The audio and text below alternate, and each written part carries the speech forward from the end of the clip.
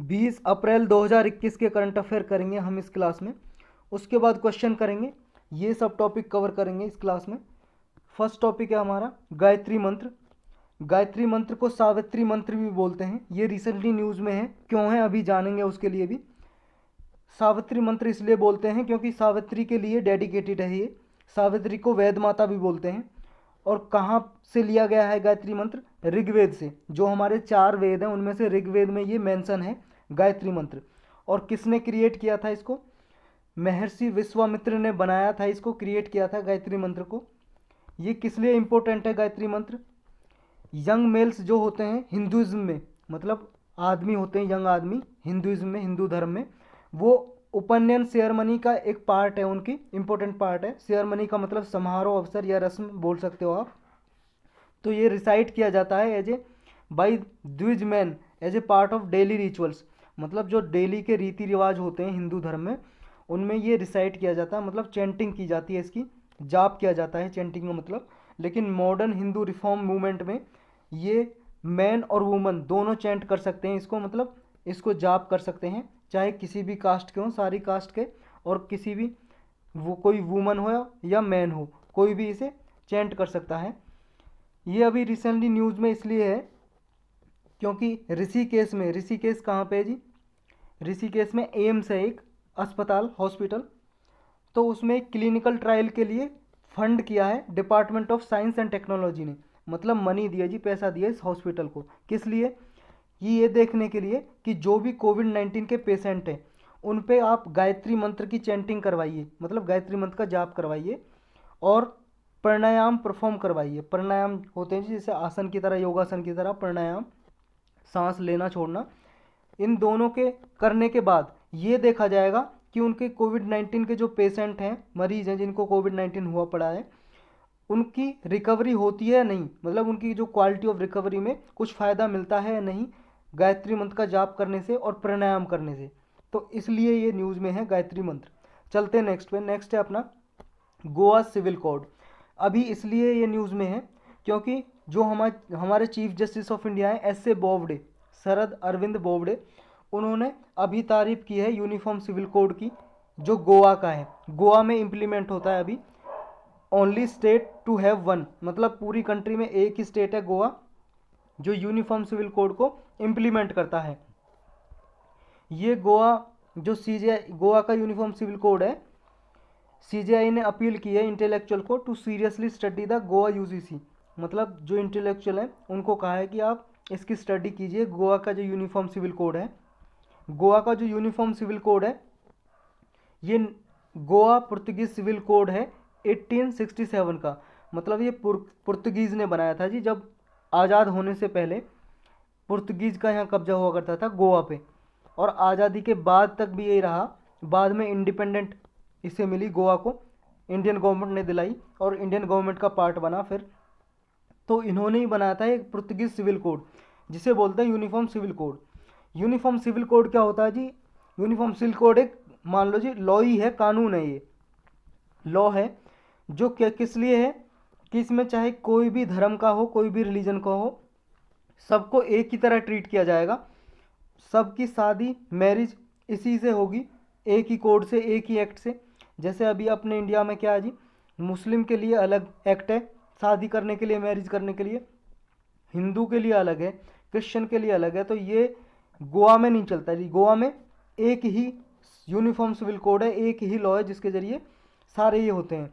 ये डील करता है जी गोवा का सिविल कोड, 4 पार्ट हैं इसके, जैसे सिविल कैपेसिटी से, या एक्विजिशन ऑफ राइट से, या right to property, breach of rights and remedy, ये सारे इसके पार्ट हैं।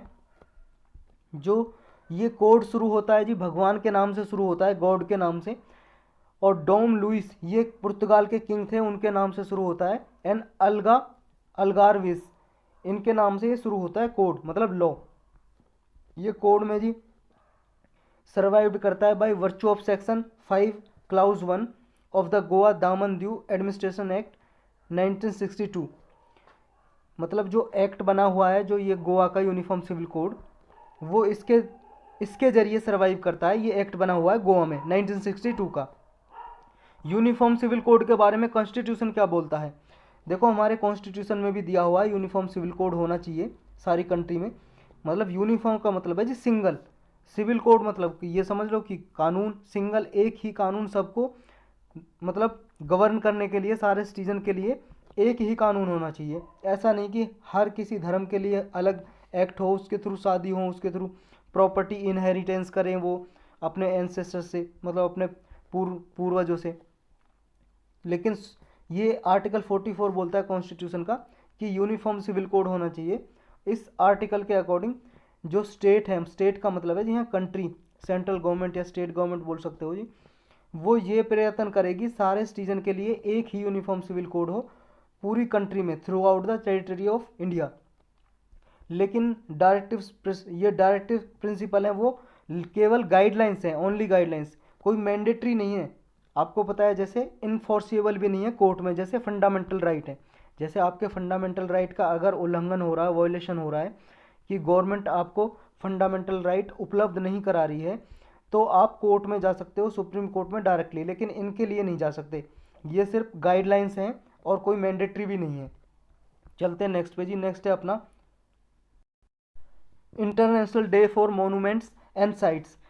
अंतर्राष्ट्रीय दिवस मनाया जाता है जी 18 अप्रैल को, इस साल भी मनाया गया, यूनाइटेड नेशन सेलिब्रेट करता है। किसके लिए? मोनूमेंट्स और साइट्स के लिए। मोनूमेंट्स वो होती हैं जी धरोहर या विरासत की कोई चीज़ें, जैसे बिल्डिंग हो गई जी, ताजमहल हो गया, या आपका रेड फोर्ट लाल किला हो गया, ये मोनूमेंट्स हैं। तो इनके लिए पूरे वर्ल्ड वाइड डे मनाया जाता है, जिसे वर्ल्ड हेरिटेज डे के नाम से भी बहुत सारी कंट्री मनाती हैं। वर्ल्ड हेरिटेज डे यानी कि विश्व धरोहर दिवस या विश्व विरासत दिवस के नाम से भी मनाया जाता है, या international day for monuments and sites, दोनों एक ही चीज़ है। इस साल की थीम क्या है जी? इस साल की थीम थी complex past and diverse futures. देखो ग्लोबली इसे प्रमोट करता है एक काउंसिल है जिसका नाम है international council on monuments and sites. अब ये वर्ल्ड हेरिटेज साइट होती क्या है जी? देखो वर्ल्ड हेरिटेज साइट डिक्लेयर करता है यूनेस्को। यूनेस्को एक स्पेशलाइज एजेंसी है यूनाइटेड नेशन की, जिसकी फुल फॉर्म है United Nation educational scientific and cultural organisation, जिसे शॉर्टकट में बोलते हैं यूनेस्को। ये साइट को रिकॉग्नाइज करती है कि कौन सी वर्ल्ड हेरिटेज साइट है, मतलब कौन सा विश्व धरोहर स्थल है, प्लेस को, किसी जगह को, उसको करती है जो ह्यूमैनिटी के लिए इम्पोर्टेंट हो, मतलब मानवता के लिए कोई उसकी इम्पोर्टेंस हो, या फिर कोई कल्चरल और फिजिकल सिग्निफिकेंस हो, कोई सांस्कृतिक रूप से जी कोई इम्पोर्टेंट हो। मान लो कोई मंदिर है, टेम्पल बहुत ही इम्पोर्टेंट है, मतलब कल्चरल सिग्निफिकेंस है उसकी, तो उसको डिक्लेयर कर देते हैं। जो ये लिस्ट है जी इसकी, जैसे मान लो जितने भी कोई प्लेस हैं इसमें मेंशन है इसकी यूनेस्को की लिस्ट में, उसे मेंटेन कौन करता है इस लिस्ट को? इंटरनेशनल वर्ल्ड हेरिटेज प्रोग्राम है जी यूनेस्को का ही, वो मेंटेन करता है। यूनेस्को की एक कमेटी बनाई हुई है यूनेस्को ने, जिसका नाम है यूनेस्को वर्ल्ड हेरिटेज कमेटी। ये एडमिनिस्टर करती है इसको, इस लिस्ट को, और मेंटेन करता है इंटरनेशनल वर्ल्ड हेरिटेज प्रोग्राम। इसमें 21 यूनेस्को मेंबर होते हैं वर्ल्ड हेरिटेज कमेटी में, जिसे जनरल असेंबली इलेक्ट करती है। और ये वर्ल्ड हेरिटेज साइट जी मान लो कोई डिक्लेयर कर देता है यूनेस्को, तो वो साइट, जैसे मान लो ताजमहल को डिक्लेयर कर दिया, जैसे मान लो जी आप कोई और साइट मान लो, जैसे मान लो आप ये मान लो कोई टेम्पल मान लो, या फिर कंचनजंगा मान लो जी। कंचनजंगा हमारे कंट्री में मिक्स्ड हेरिटेज साइट है एक, Kanchenjunga national park, Kanchenjunga national park जो सिक्किम में है। तो इसको मान लो वर्ल्ड हेरिटेज साइट डिक्लेयर कर दिया, तो ये रहेगी तो हमारे कंट्री की ही, जो टेरिटरी है जी उसमें ही रहेगी, लेकिन क्या है उसकी इंटरनेशनल इंपॉर्टेंस हो जाएगी, और उसके प्रिजर्व करने के लिए यूनेस्को सहायता प्रदान करेगा जी, पैसे वगैरह देगा, असिस्टेंस करेगा, ताकि उसे कंजर्व किया जा सके, बचाया जा सके। किसी भी साइट को मान लो वर्ल्ड हेरिटेज साइट डिक्लेयर करना है, तो उसकी एलिजिबिलिटी क्या है? उसकी एलिजिबिलिटी यही है कि एक यूनिक साइट होनी चाहिए, जोग्राफिकली या हिस्टोरिकली, मतलब कोई कल्चरल सिग्निफिकेंस हो, फिजिकल सिग्निफिकेंस हो, या कोई इम्पोर्टेंस हो जी उसकी, तब उसे डिक्लेयर करती है यूनेस्को। इंडिया में कितनी है जी ऐसी हेरिटेज साइट? इंडिया में कितनी है? इंडिया में जी 38 यूनेस्को वर्ल्ड हेरिटेज साइट, और पूरे वर्ल्ड में जी 1121 साइट, जिसमें से 38 इंडिया में है। इंडिया की 38 में से 30 साइट कल्चरल हैं जी, जिनकी कोई सांस्कृतिक महत्वपूर्ण है, मतलब इम्पोर्टेंस है, कल्चरल इम्पोर्टेंस, और 7 नेचुरल साइट हैं जी, नेशनल पार्क वगैरह डिक्लेयर किए हुए हैं, फॉरेस्ट एरिया वगैरह 7 नेचुरल साइट हैं, और एक मिक्स्ड है कंचनजंगा नेशनल पार्क। मिक्स का मतलब ये कल्चरल सिग्निफिकेंस भी है जी इसकी और नेचुरल भी, मतलब इसमें फॉरेस्ट एरिया के लिए भी इसे डिक्लेयर किया है, यूनिक फॉरेस्ट एरिया है, और कल्चरल सिग्निफिकेंस भी है। यहाँ पे कम्युनिटी रहती है जी, ट्राइबल एरियाज, वो उनके फेस्टिवल वगैरह या वहाँ पे सेलिब्रेशन करते हैं, रीति रिवाज वगैरह, उनकी वजह से इसे मिक्स्ड साइट में डाला हुआ है। और एक ही मिक्स्ड साइट है इंडिया में। 2019 में जी जयपुर सिटी 38th साइट बनी थी इंडिया में कल्चरल साइट, ये वर्ल्ड हेरिटेज साइट। इंडिया से ज़्यादा सिर्फ 5 कंट्री हैं जी जिनमें 38 से ज़्यादा साइट मेंशन है, चाइना, इटली, स्पेन, जर्मनी और फ्रांस, और फिर इंडिया का नंबर आता है जी। इतना ही था इसमें, चलते हैं नेक्स्ट पे। नेक्स्ट है national climate vulnerability assessment. Vulnerability का मतलब समझ लो जी आप, कमज़ोर, एक तरह से बिल्कुल कमज़ोर। ये क्लाइमेट असेसमेंट की है जी, रिलीज की है एक रिपोर्ट, जिसका रिपोर्ट का नाम है climate vulnerability assessment for adaptation planning in India using common framework. मतलब ये देखा गया कि कौन सी जगह पे ज़्यादा क्लाइमेट रिस्क है, मतलब ज़्यादा वहाँ पे पॉल्यूशन है, और वहाँ पॉल्यूशन की वजह से वहाँ पे क्लाइमेट पे अफेक्ट पड़ सकता है और वहाँ के पॉपुलेशन पे। तो ये देखा गया इसमें इसमें मोस्ट वनरेबल स्टेट्स और डिस्ट्रिक्ट आइडेंटिफाई की गई हैं इंडिया की, जिनको क्लाइमेट रिस्क है जी और वनरेबल है।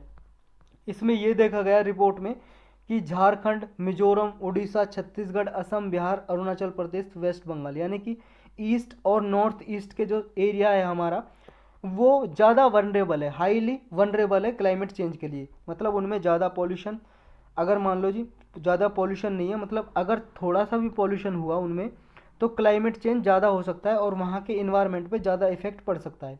हाईली वनरेबल हैं वो स्टेट्स, ये ईस्टर्न पार्ट और नॉर्थ ईस्टर्न पार्ट। तो इसलिए इसमें क्या जी, ये रिक्वायर करता है प्रायोरिटाइजेशन ऑफ अडेप्टेशन इंटरवेंशन, मतलब गवर्नमेंट को स्टेप लेने चाहिए ताकि यहाँ पे क्लाइमेट चेंज को रोका जा सके। नीड क्या है जी ऐसे वनरेबिलिटी असेसमेंट की? देखो ज़रूरत इसलिए, असेसमेंट का मतलब होता है जी मूल्यांकन, मतलब क्लाइमेट से क्या इफेक्ट पड़ेगा, यही इसमें मूल्यांकन किया गया, असेसमेंट किया गया इस रिपोर्ट में। तो इस असेसमेंट की ज़रूरत इसलिए, अगर मान लो ऐसी असेसमेंट होगी कि कहाँ पे इन्वायरमेंट का ज़्यादा इफेक्ट पड़ सकता है, तो इंडिया मैपिंग कर सकता है जी, कि ताकि क्या है जो वनरेबल एरियाज है उनको आइडेंटिफाई किया जाए और उन्हें क्लाइमेट चेंज से कुछ स्टेप लिया जाए जी, रोका जाए क्लाइमेट चेंज को।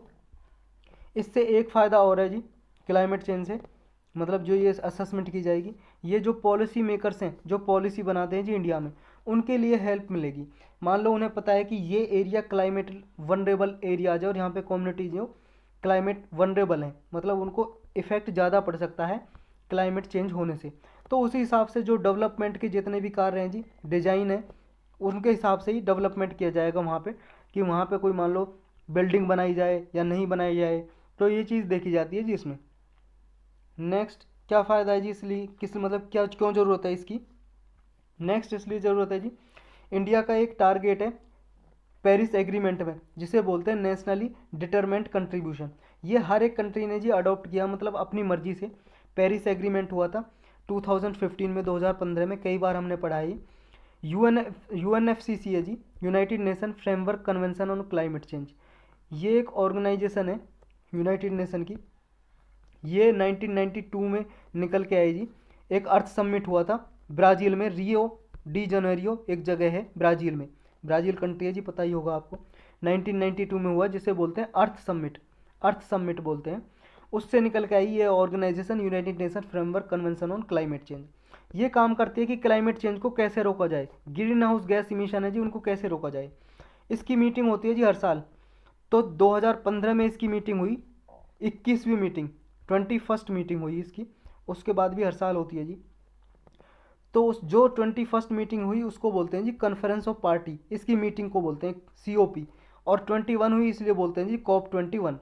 तो कॉन्फ्रेंस ऑफ पार्टीज 21 हुई इसकी, जिसमें फ्रांस की कैपिटल में हुई जी, पेरिस में, इसलिए इसका नाम रख दिया पेरिस एग्रीमेंट, पेरिस समझौता। उसमें कुछ स्टेप लिए गए कि हर एक कंट्री अपनी मर्जी से टारगेट रखेगी कि वो कितना क्लाइमेट चेंज को रोक सकती है और कितने रिन्यूएबल एनर्जी के सोर्स अपना सकती है। रिन्यूएबल एनर्जी का मतलब है जी जैसे सौर ऊर्जा होगी जी, सूरज से बनने वाली सोलर एनर्जी, ऐसे सोर्स कि फॉसिल फ्यूल है उनको कम किया जाए यूज। फॉसिल फ्यूल का मतलब है जी जीवाश्म, जैसे कोल हो गया जी, कोयला, कोयला से बिजली वगैरह बनती है जी, इसको कम किया जाए। और सोलर एनर्जी का प्रयोग ज़्यादा किया जाए, या विंड एनर्जी का, मतलब जो रिन्यूएबल एनर्जी है। तो इंडिया ने भी कुछ टारगेट रखे जी। अगर ये क्लाइमेट चेंज का जो ये जी वनरेबिलिटी असेसमेंट किया है, इसकी वजह से क्या है, पेरिस एग्रीमेंट को फुलफिल करने में इंडिया के ये सपोर्ट करेगा ये असेसमेंट। और दूसरा ये भी है, जो इंडिया का एक प्लान है जी 2008 में स्टार्ट किया था, जिसका नाम है national action plan on climate change, इसको भी फुलफिल करेगा। ये भी क्लाइमेट चेंज से निपटने के लिए इसमें 8 ऐसे इसमें एक्शन प्लान लिए गए जी इंडिया ने, जैसे नेशनल सोलर मिशन, कुछ टारगेट रखे गए, national water mission, sustainable agriculture के लिए ऐसे टारगेट रखे गए। चलते हैं जी, नेक्स्ट पे इतना ही था इसमें। नेक्स्ट है sulphur dioxide from Caribbean volcano reaches India, WMO confirm. World metrological organisation है जी WMO, उसने अभी ये कहा है कि जो कैरिबियन है, कैरिबियन सी है जी, कहाँ पे, नॉर्थ अमेरिका और साउथ अमेरिका के पास है, हम देखेंगे लोकेशन, वहाँ से वोल्केनो इरप्ट हुआ। वोल्केनो आप जानते हो ना, ज्वालामुखी, मतलब आग से निकलती है अर्थ से, और उसमें बहुत सारे मिनरल्स वगैरह बाहर आते हैं और सेब बन जाती है, पहाड़ भी बन जाते हैं, माउंटेन बन जाती है। तो ये वोल्केनो इरप्ट हुआ जी, इरप्ट होने का मतलब निकला है, उसकी वजह से कैरिबियन सी में निकला है। लेकिन इससे जो सल्फर डाइऑक्साइड निकला है, सल्फर डाइऑक्साइड निकला है SO2, वो इंडिया तक पहुंच गया है। ये इसलिए न्यूज़ में है जी। जो SO2 इमिशन हुआ है, इरप्शन हुआ है, वोल्केनिक इरप्शन कैरिबियन सी में, जो वोल्केनिक इरप्शन है जी, उसका नाम है वोल्केनो का नाम है ला सोफ्री वोल्केनो इरप्शन। जो इरप्शन हुआ है 16 अप्रैल 2021 में, मतलब इंडिया पे पहुंच गया है। इरप्शन तो पहले हुआ था, 16 अप्रैल को इंडिया में पहुंच गया सल्फर डाइऑक्साइड जो इस वोल्केनो से निकला था। तो इसकी वजह से क्या है, पॉल्यूशन का लेवल नॉर्थ पार्ट में, इंडिया के नॉर्थ पार्ट में बढ़ गया है, और जिससे एसिड रेन होगी जी। एसिड रेन जब होती है जी, या तो सल्फर डाइऑक्साइड या नाइट्रोजन ऑक्साइड, ये बारिश के साथ नीचे आ जाते हैं जी। मतलब इन्वायरमेंट में मान लो जी, कहीं पे इन्वायरमेंट में, एयर में SO2 है, NO है जी, नाइट्रोजन ऑक्साइड या सल्फर के ऑक्साइड है, तो वो बारिश के साथ नीचे आ जाते हैं और वो हार्मफुल होते हैं जी, स्किन को मतलब नुकसान पहुंचाते हैं जी। या फिर जो मोनूमेंट्स वगैरह होती हैं जी, साइट्स, जैसे मान लो जी ताजमहल है, ताजमहल को भी एसिड रेन की वजह से उसका जो मार्बल है वो फीका पड़ रहा है और नुकसान हो रहा है उसको। तो ये इसके लिए यही नुकसान है, इससे एसिड रेन भी होगी और नॉर्दर्न पार्ट में पॉल्यूशन लेवल इंक्रीज हो जाएगा SO2 से। ये कैरिबियन सी है जी, इसकी लोकेशन देख लो आप। ये जी नॉर्थ अमेरिका, ये साउथ अमेरिका, और बीच में ये पार्ट दिखाई दे रहा है, यहाँ की लोकेशन है, ये कैरिबियन सी है। यहाँ पे देखो वेनेजुएला कंट्री है, ये कोलंबिया, यहाँ पे निकारागुआ, ये मैक्सिको देख रहे हो आप, ये क्यूबा, इनके बीच में जी ये। यहाँ पे अटलांटिक ओशियन है ये। तो कैरिबियन सी ये है, यहाँ पे इरप्शन हुआ और यहाँ से पहुँच गया जी SO2 कहाँ पे, इंडिया में। ये साइंटिस्ट ने ये कहा है कि जो सल्फेट एरोसोल पार्टिकल्स हैं, ये सल्फ्यूरिक एसिड से पहले बनने वाले एरोसोल पार्टिकल होते हैं जी। ये स्ट्रेटोस्फेयर में चले गए हैं, सेकंड लेयर है जी स्ट्रेटोस्फेयर, आपको पता ही होगा, हमारा एटमॉस्फेयर है, मान लो जी ये अर्थ है, अर्थ से लगभग 15 किलोमीटर ऊंचाई तक ट्रोपोस्फेयर है, ट्रोपोस्फेयर लेयर है जी एटमॉस्फेयर की, उनका नाम दिया हुआ है। और 15 किलोमीटर से अब है जी स्ट्रेटोस्फेयर, स्ट्रेटोस्फेयर बोलते हैं उसको। जितने भी सारे बादल वगैरह बनते हैं, क्लाउड फॉर्मेशन, बारिश होती है, वो ट्रोपोस्फेयर में होती है। और जितने भी जहाज वगैरह चलते हैं ना, वो स्ट्रेटोस्फेयर में इधर चलते हैं।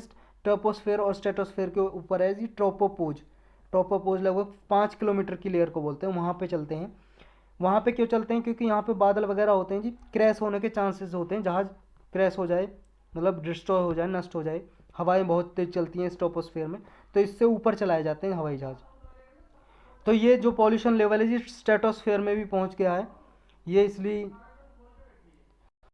और ये इंडिया में तो पहुंच ही गया है और साउथ ईस्ट एशिया तक भी जा सकता है। इसकी इम्पैक्ट और इम्प्लीकेशन क्या है जी, मतलब इसके प्रभाव क्या पड़ेंगे। देखो इम्पैक्ट, क्लाइमेट इम्पैक्ट होगा जी, इससे कैसे, जो वॉल्केनिक इंजेक्शन से, वॉल्केनिक जो इरप्शन हुआ है जी, उससे स्ट्रेटोस्फेयर में ये कन्वर्जन होगा सल्फर डाइऑक्साइड का सल्फ्यूरिक एसिड में। मतलब स्ट्रेटोस्फेयर में जाके जी ये सल्फर डाइऑक्साइड है वो सल्फ्यूरिक एसिड में बदल जाएगा, और उसके बाद ये कंडेंस होगा और सल्फेट एरोसोल में कन्वर्ट हो जाएगा। सल्फेट एरोसोल ऐसे होते हैं जी, मान लो छोटे छोटे पार्टिकल हैं ये एयर में सल्फेट एरोसोल के, ये क्या करेंगे जैसे ही सन से जो किरणें आ रही हैं, रेज आ रही हैं, तो ये इन पार्टिकल पे टकरा के और वापस रिफ्लेक्ट हो जाएंगी, वापस स्पेस में चली जाएंगी रिफ्लेक्ट होकर। इससे क्या होगा, जब सन की जो आ रही है जी एनर्जी वो रिफ्लेक्ट हो जाएगी, तो जो नीचे एरिया है, ये स्ट्रेटोस्फेयर से नीचे एरिया है, वहाँ पे कूलिंग इफेक्ट हो जाएगा, मतलब ठंडा वातावरण हो जाएगा जी। इसकी वजह से अर्थ्स लोअर एटमॉस्फेयर में जी, ट्रोपोस्फेयर में कूलिंग इफेक्ट हो जाएगा, एक ये इम्पैक्ट पड़ेगा। ये सल्फर डाइऑक्साइड का जी और सोर्स क्या है, कहाँ कहाँ से निकलती है, एक तो देखा हमने वोल्केनो से निकलती है ये गैस SO2, और एटमॉस्फेयर में जी कहाँ से निकलती है, फॉसिल फ्यूल के जलाने से निकलती है। फॉसिल फ्यूल मान लो जी जीवाश्म ईंधन, जैसे कोल हो गया जी, कोयला के जलाने से निकलती है इंडस्ट्रीज में। और भी बहुत सारे सोर्स ऐसी, जैसे मेटल निकालते हैं और से एक्सट्रैक्ट करते हैं, उससे भी निकलती है, या फिर नेचुरल सोर्स जैसे वोल्केनो हमने देखा उससे निकलती है, या फिर लोकोमोटिव होते हैं जी, शिप जहाज वगैरह, या व्हीकल जो चलाते हैं जी, कार गाड़ियाँ बाइक, उनका जो धुआं निकलता है ना, उससे भी जी निकलती है सल्फर डाइऑक्साइड, इससे निकलती है। तो चलते हैं नेक्स्ट पे, इतना ही था इसमें। नेक्स्ट है जी अपना चोलिस्तान डिजर्ट। डिजर्ट होता है जी रेगिस्तान, ये आप इमेज में देख सकते हो, ये है रेगिस्तान चोलिस्तान डिजर्ट, ये पाकिस्तान में जी। ये अभी न्यूज़ में क्यों है, ये न्यूज़ में इसलिए है क्योंकि यहाँ पे जी 2 ग्रेट इंडियन बस्टर्ड को मार दिया गया, गोली से शूट कर दिया गया, इसलिए न्यूज़ में है। ग्रेट इंडियन बस्टर्ड ये देख सकते हो जी, इन्हें मार दिया लोगों ने। ये एक पक्षी है जी, बर्ड, इसके बारे में हमने स्पेशल लेक्चर भी लिया हुआ है 2-3 मिनट का, आप देख सकते हो सिंपल CSC में। सिंपल CSC पे क्लिक करके प्लेलिस्ट में जाके इन्वायरमेंट की प्लेलिस्ट में ग्रेट इंडियन बस्टर्ड पे, तो इसलिए न्यूज़ में है चोलिस्तान डिजर्ट। लोकेशन हमने देख ली। अब ये जो GI भी है ग्रेट इंडियन बस्टर्ड, इसके बारे में पढ़ लो जी।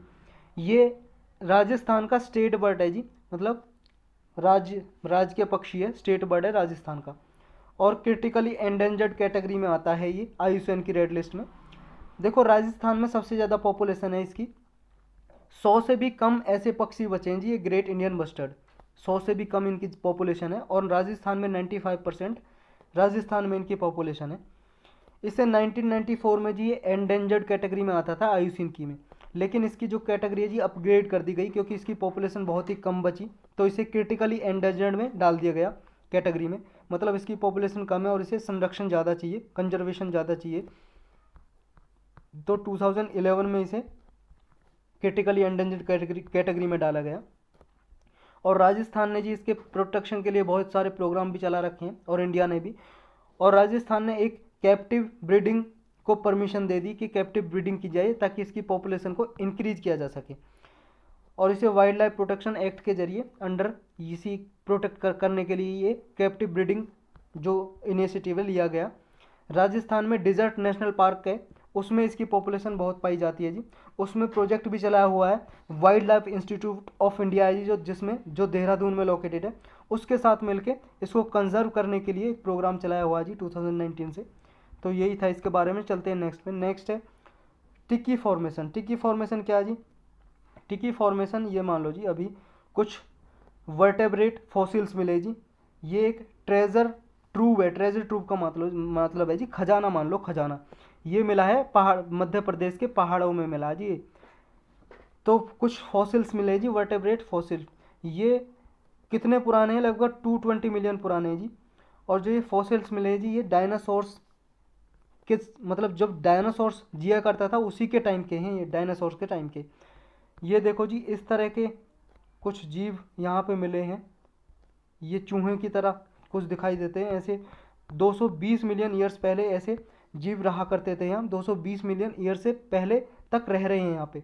इसकी जो उम्र है 220 मिलियन नहीं ईयर्स नहीं है, मतलब इस तरह की जीव जो हैं 220 मिलियन ईयर्स एगो से यहाँ पे रह रहे हैं, जो स्मॉल रेट लाइक एनिमल्स हैं, जिन्हें साइनोडोंट भी बोला जाता है। साइनोडोंट की प्रजाति है जी, जो ये मध्य प्रदेश में मिली है।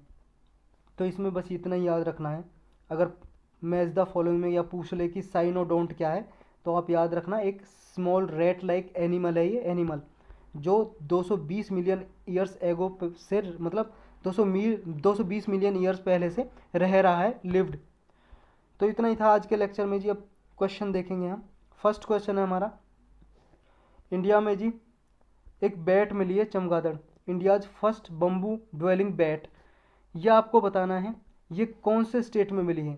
देखो ये बैट है जो, इसके लिए स्पेशल लेक्चर में पढ़ेंगे हम, ये अभी कराया नहीं है करंट अफेयर में, आपको स्पेशल लेक्चर आएगा 2 से 3 मिनट का, उसमें आप देखोगे ये, लेकिन अभी बता देता हूँ मैं, आप नहीं बता पाओगे।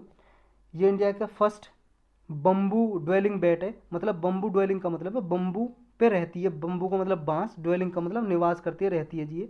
ये बैट चमगादड़, छोटी सी चमगादड़ मिली है, कहाँ पे, मेघालय में है ये। चलते हैं नेक्स्ट पे। नेक्स्ट है जी अपनी, consider the following statement. NATO के रिगार्डिंग स्टेटमेंट दिए हैं जी, हमने कई बार पढ़ा है करंट अफेयर में भी, और स्पेशल लेक्चर भी है नाटो के लिए, नॉर्थ एटलांटिक ट्रीटी ऑर्गेनाइजेशन। इसके रिगार्डिंग स्टेटमेंट दी है, आपको करेक्ट बताना। पहली कह रही है कि नाटो का कोई भी मेंबर बन सकता है जी, कोई भी कंट्री, एनी कंट्री बन सकता है जो भी मिलिट्री अलायंस को एक्सेप्ट करना चाहे। नेक्स्ट कर रहा है, कह रहा है जी ये स्टेटमेंट कि इसके जितने भी डिसीजन होते हैं नाटो के कंसेंसस बेस्ड होते हैं। कंसेंसस का मतलब है जी सबकी सहमति से होते हैं इनके डिसीजन। थर्ड स्टेटमेंट कह रही है इसका एक मैप प्रोग्राम है, मेंबरशिप एक्शन प्लान। ये मिलिट्री कोड है जो कि नाटो की मेंबर कंट्री है उन पे अटैक करने से बचाता है, रोकता है। आपको बताना जी कौन सा करेक्ट स्टेटमेंट है। आपके ऑप्शन है 1 2, 2 3, 2 ओनली या 1 3। देखो जी पहला बिल्कुल गलत है, हमने कई बार पढ़ा है कि नाटो की मेंबरशिप एनी कंट्री के लिए नहीं बल्कि यूरोपियन कंट्री ही इसके मेंबर बन सकते हैं। यूरोपियन कंट्री मिलिट्री अलायंस को एक्सेप्ट करें तो वो बन सकते हैं, एनी कंट्री कोई भी नहीं बन सकता। अब रसिया इसका मेंबर बनना चाहिए, रसिया थोड़ी ना बन सकता, रसिया तो इसके अगेंस्ट ही है। तो ये आप सोच सकते हो, पहला जहाँ जी वो काट दो, बचे 2 ऑप्शन हमारे पास। तीसरा भी गलत है। तीसरा क्यों जी, ये मैप जो प्रोग्राम है ये कोऑर्डिनेशन के लिए, कोई मिलिट्री कोड नहीं है ये। तो ये कोऑर्डिनेशन है, आपस में जो जितने भी मेंबर हैं उनमें कोऑर्डिनेट बैठाने के लिए, मतलब आपस में सम्मत बनाने के लिए। तो ये इसका सी ऑप्शन करेक्ट हो जाएगा जी, ओनली सी, मतलब 2 करेक्ट है सिर्फ। आपको बताना जी एस्टेरॉइड की जो साइंटिस्ट खोज करते रहते हैं ना, तो इस एस्टेरॉइड की स्टडी करने से, अध्ययन करने से क्या फ़ायदे मिलेंगे, क्यों करते हैं जी इसकी स्टडी। पहला कह रहा है एस्टेरॉइड की स्टडी करने से ये इन्फॉर्मेशन प्रोवाइड करेगा कि जो प्लानिट और सन है, ग्रह और सन कैसे बने। दूसरा, एस्टेरॉइड की जो स्टडी करने से ये पता लगेगा जी, मान लो आगे कोई एस्टेरॉइड से पोटेंशियली हैजार्डस हो सकता है कोई एस्टेरॉइड, मतलब कोई एस्टेरॉइड आके पृथ्वी से टकराने वाला है, तो इसके बारे में भी जानकारी मिलती है। नेक्स्ट कह रहा है, देखो इंग्लिश में आप खुद पढ़ो, मैं सिर्फ एक्सप्लेन करूँगा आपको। एस्टेरॉइड ऑफर करता है जी एक वॉलेटाइल सोर्स, जिसकी वजह से इन पे मिनरल्स क्या क्या पाए जाते हैं, खनिज पदार्थ। तो ये भी इससे पता लगाया जा सकता है एस्टेरॉइड की स्टडी करके। आपको बताना जी कौन कौन से करेक्ट है, 1 2 1 3, 2 3 या ऑल ऑफ दी अबव। देखो जी डी करेक्ट आंसर है, सारे करेक्ट हैं। एस्टेरॉइड की स्टडी इन सब के लिए किया जाता है ताकि पता लगा जा सके हमारी अर्थ कैसे फॉर्म हुई, प्लानिट कैसे बने, सन कैसे बना, कोई प्लानिट टकराने वाला है, या मिनरल्स क्या पाए जाते हैं जी यहाँ पे। नेक्स्ट है green house gas is made up of glass. Green house का है जी, green house is made up of glass, what is the property of the glass. देखो जो ग्रीन हाउस होते हैं ना, ऐसे ग्रीन हाउस बना लेते हैं जी, जिसके ऊपर कांच लगा देते हैं, ग्लास। तो ये ग्रीन हाउस जो बना होता है ना, ग्रीन हाउस बना होता है, इसके अंदर पेड़ पौधे उगाते हैं जी, पेड़ पौधे मतलब ट्री प्लांट वगैरह उगाते हैं इसके अंदर। तो ये ग्लास की प्रॉपर्टी क्या होती है जी, जो इस पर कांच लगा होता है, उसकी प्रॉपर्टी होती है जी transparent to incoming short wave solar radiation and opaque to out going long wave radiation. देखो जी जो सन से रेडिएशन आ रही होती है ना, वो होती है शॉर्ट वेव, मतलब उनकी शॉर्ट वेव का मतलब है जी शॉर्ट वेवलेंथ होती है, छोटी वेवलेंथ होती है और हाई फ्रिक्वेंसी होती है। तो ये जो ग्लास लगा होता है ना, ये कांच, ये इन्हें घुसने देता है, ट्रांसपेरेंट होता है, मतलब निकल जाती हैं इसके आर पार। लेकिन जब ये आके टकरा के फिर वापस भी तो जाती है ना, तो इन्हें बोलते हैं आउट गोइंग रेडिएशन। यहाँ पे देखो आप, out going long wave radiation, मतलब इनकी अब लॉन्ग वेव लेंथ है, वेव लेंथ हो गई लॉन्ग, पहले शॉर्ट थी, अब वेव लेंथ लॉन्ग हो गई, तो फ्रीक्वेंसी कैसी हो जाएगी जी, लो। क्योंकि फ्रीक्वेंसी और वेव लेंथ तो एक दूसरे के इन्वर्सली प्रोपोर्शनल होती हैं, एक दूसरे का अपोजिट। अगर वेव लेंथ ज़्यादा तो फ्रीक्वेंसी कम, और अगर वेव लेंथ कम है तो फ्रीक्वेंसी ज़्यादा होगी जी। तो वेवलेंथ ज़्यादा हो गई, फ्रीक्वेंसी कम, तो अब इन्हें गिलास क्या है जी निकलने नहीं देता। और जब ये वेव निकलती नहीं है ना, किरण, तो यहाँ पे हीट बढ़ जाएगी जी, टेम्परेचर बढ़ जाएगा, जिसकी वजह से, क्योंकि हीट ही तो चाहिए पेड़ पौधों को खाना बनाने के लिए, फोटोसिंथेसिस क्रिया करने के लिए, प्रकाश संश्लेषण करने के लिए, तो फिर यहाँ पे ये पेड़ पौधे उगाए जाते हैं जी इस तरह से। तो इसका जो आंसर है जी करेक्ट, पहला ही करेक्ट है। ट्रांसपेरेंट होती हैं इनकमिंग शॉर्ट वेव के लिए, और ओपेक होते हैं जी, ओपेक का मतलब जी इनट्रांसपेरेंट, ओपेक मतलब निकलने नहीं देती हैं लॉन्ग वेव रेडिएशन को।